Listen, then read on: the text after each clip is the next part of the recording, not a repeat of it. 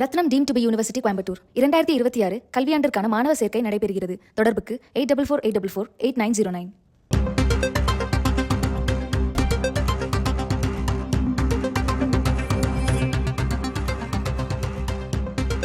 அண்மை செய்தி. திமுக அதிமுக இணைந்து கூட செயல்படலாம் என பே. சண்முகம் தெரிவித்திருக்கிறார். அண்மை செய்தியாக பார்க்கிறோம்.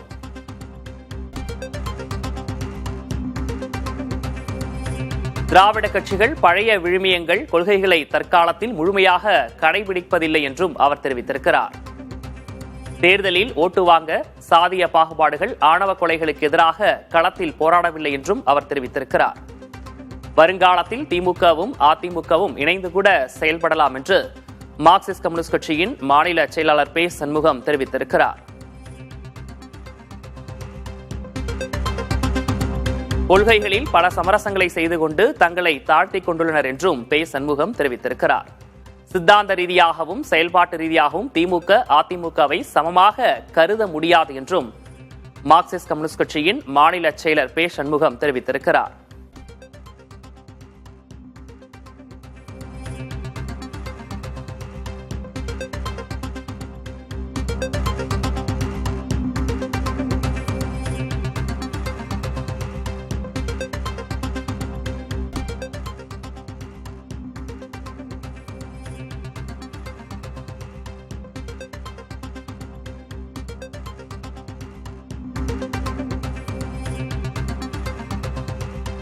திமுகவும் அதிமுகவும் இணைந்து கூட செயல்படலாம் என்று மார்க்சிஸ்ட் கம்யூனிஸ்ட் கட்சியின் மாநில செயலர் பே. சண்முகம் தெரிவித்திருக்கிறார். இது தொடர்பாக பேசுவதற்காக பத்திரிகையாளர் திரு சுவாமிநாதன் நமது இணைப்பில் இணைந்திருக்கிறார். சார் வணக்கம். வணக்கம். நேற்றைய தினம் ஆர். எஸ். பாரதி ஒரு கருத்தை வெளியிடுறாரு. இன்றைய தினம் மார்க்சிஸ்ட் கம்யூனிஸ்ட் கட்சியினுடைய மாநில செயலர் ஒரு கருத்தை முன் வச்சிருக்காரு. இது ரெண்டுத்தையும் எப்படி பாக்குறீங்க சார்? நேற்றைய தினம் ஆர். எஸ். பாரதி அவர்கள் மிக முக்கியமான ஒரு விஷயத்தை சொல்லியிருந்தார். திமுக அதிமுக பகையாளி அல்ல, நாங்க பங்காளி தான் என்கிற வார்த்தையை பிரயோகப்படுத்தியிருந்தார். இதனால நாங்க கூட்டணி வைக்கிறோம் என்று சொல்லல அப்படிங்கிற அர்த்தத்திலும் அதை பொருட்படுத்தியிருந்தார். இன்னைக்கு பே. சண்முகம் அவர்களும் கிட்டத்தட்ட திமுக அதிமுக கூட்டணி கூட இணைவது கூட எதிர்காலத்தில் நடக்கலாம் என்பது போன்ற வார்த்தை பிரயோகங்களை பயன்படுத்தி இருக்கிறார்கள். இங்க திமுக அதிமுக இரண்டும் நேரெதிர் துருவமுள்ள அரசியல். நீங்க 1972களுக்கு பிற்பாடு அண்ணா திராவிட முன்னேற்ற கழகம் வந்த நாள் முதலே அது திமுக எதிர்ப்பால் உருப்பெற்ற இயக்கம்.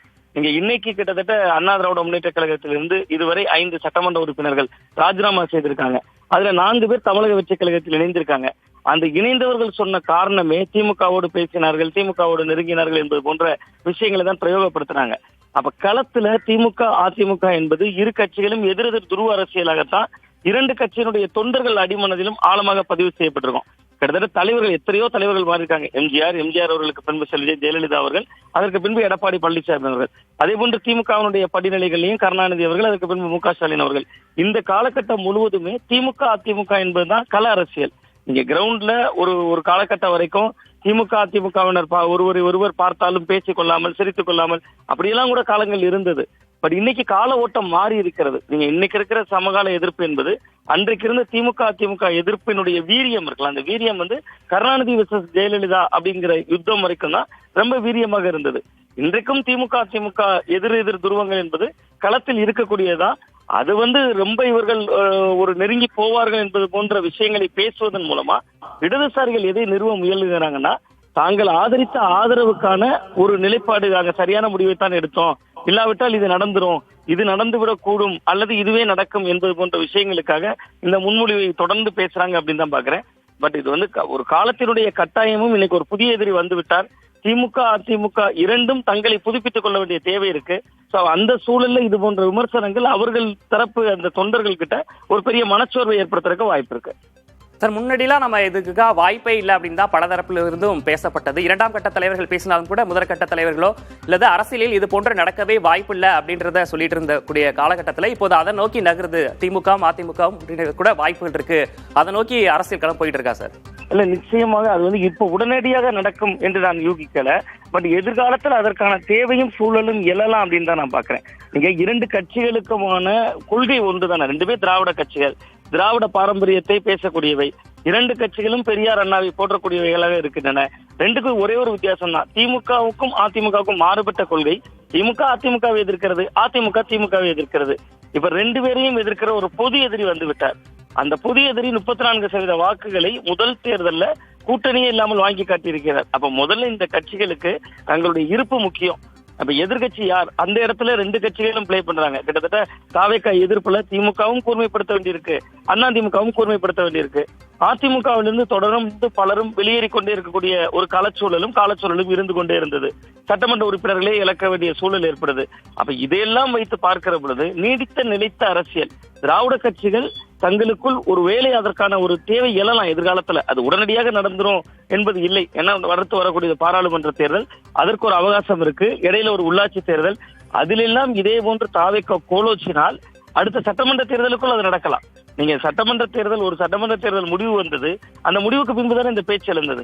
நீங்க வரலாற்றுல நம்ம கிட்டத்தட்ட ஒரு 75 ஆண்டு பாரம்பரியம் கொண்ட திராவிட முன்னேற்ற கழக வரலாற்றுல இன்றைக்கு திமுகவும் இல்லாத அதிமுகவும் இல்லாத ஒரு தாவேகா என்கிற புதிய கட்சி 2 ஆண்டுகள் ஆட்சிக்கு வந்துட்டாங்க. அவர்கள் ஆட்சிக்கு வருகிற நேரத்துல தானே அந்த 108 என்கிற எண்ணிக்கை. அப்ப அந்த எண்ணிக்கை போதுமானதாக இல்லை என்கிற காரணத்தால் தானே திமுக இணைப்பு பற்றிய பேச்சு வந்தது. இணைந்த ஒரு கூட்டணியாக அவர்களே கூட முதல்வர் பதவிக்கு வருவதற்கு வாய்ப்பு இருக்கிறது, அரசு அமைக்கப் போகிறார்கள் என்பதாக பேச்சு வந்தது. அப்ப அதனுடைய உச்சம் எங்க கிளைமேக்ஸ்னா 2031 சட்டமன்ற தேர்தல். இதற்கு இடையில் இவர்கள் இப்படியே இயங்குவதற்கு 29 ஒரு வாய்ப்பு இருக்கிறது. அடுத்து வர உள்ளாட்சி தேர்தல் வாய்ப்பு இருக்கு. அது ரெண்டிலும் ஒருவேளை தாவேகா கோலோச்சினால் சண்முகம் அவர்கள் போன்றவர்கள் சொல்வதை போன்று 31 சாத்தியப்படலாம் அப்படின்னு தான் நான் பாக்குறேன். இப்போதைக்கு சாத்தியமில்ல, வருங்காலத்தில் அதற்கான வாய்ப்புகள் இருப்பதா நீங்க இப்ப குறிப்பிட்டிருக்கீங்க. இப்போ தலைவர்களுடைய இந்த பேச்சு, இந்த கருத்தை அடிமட்ட தொண்டர்கள்ட்ட எப்படி சார் இப்ப இது எதிரொலிக்கும்? இல்ல, அடிமட்ட தொண்டர்கள் மத்தியில இப்ப திமுக அதிமுக என்கிற இருதுருவ எதிர்ப்பு அரசியல்ல இருந்து இன்னைக்கு கள அரசியல் புதிதாக தாவேகாவும் உள்ள வந்துருச்சு. அப்ப நீங்க ஒரு கொள்கை சார்ந்த சித்தாந்தம் சார்ந்த திமுகவினுடைய உண்மை தொண்டர்கள், அதிமுகவினுடைய உண்மை தொண்டர்கள் என்கிற நிலையில இருக்கக்கூடியவர்களால் இதை ஏற்றுக்கொள்ளவே முடியாது. பட் உங்களுக்கு அதுக்கான கால அவகாசம் இருக்குல்ல. நீங்க அடுத்து வரக்கூடிய பாராளுமன்ற தேர்தலே இது நடந்து விடாது, உள்ளாட்சி தேர்தலே நடந்து விடாது. அப்ப அவர்கள் ஒரு கட்டத்துக்கு மேல அந்த தொண்டர்கள் இதற்கு தயாராகிருவாங்கன்னு தான் தோன்றுகிறது. அதான் சொல்லுகிறேன், இது எல்லாமே இந்த கட்சிகள் தங்களை மீட்டுருவாக்கம் பண்ணுவதற்கு ஒரு அவகாசமும் எடுத்துக்கும். நீங்க ஏன்னா அடுத்த சட்டமன்ற தேர்தல் தான் இனி முக்கியம், 31 தேர்தல். நீங்க என்னதான் உள்ளாட்சி தேர்தல் முக்கியம், பாராளுமன்ற தேர்தல் முக்கியம்னா வாழ்வாசாதா போராட்டம் என்பது 31 தேர்தல் தான் இனி. அப்ப அதற்குள்ளாக இவர்கள் தங்களை மறுபரிசீலனை செய்து கட்சி கட்டமைப்பை உருவாக்குறது, இதுல எல்லாம் தொண்டர்கள் கிட்ட ஆக்டிவா இருப்பாங்க. அந்த 31க்கு பின்புதான் அந்த மாற்றங்கள் நடந்தால் 31 தான் நடக்கும். அப்ப தொண்டர்கள் பத்தியில இது ஒரு மனச்சோர்வை தான் இன்றைய சூழல்ல ஏற்படுத்தும். பட் ஆனா அந்த உள்ளாட்சி தேர்தல் முடிவுகள், நாடாளுமன்ற தேர்தல் முடிவுகள், இது ஏற்படுத்தக்கூடிய தாக்கம் தொண்டர்கள் மனசுலையும் நடந்தாலும் ஓகே தான், ஆட்சி அதிகாரம் முக்கியங்கிற இடம் நோக்கி அதை நகர்த்திடணும்னு பாக்குறேன். நீ வரக்கூடிய தேர்தலின் முடிவுகளை பொறுத்து தான் அதை பார்க்கணும் அப்படின்றத குறிப்பிட்டிருக்கீங்க. தொண்டர்களிடையே இது சோர்வை ஏற்படுத்தக்கூடிய கருத்தாக தான் இருக்கு அப்படின்றதையும் குறிப்பிட்டிருக்கீங்க. இணைப்பில் பேசியதற்காக நன்றி திரு சுவாமிநாதன்.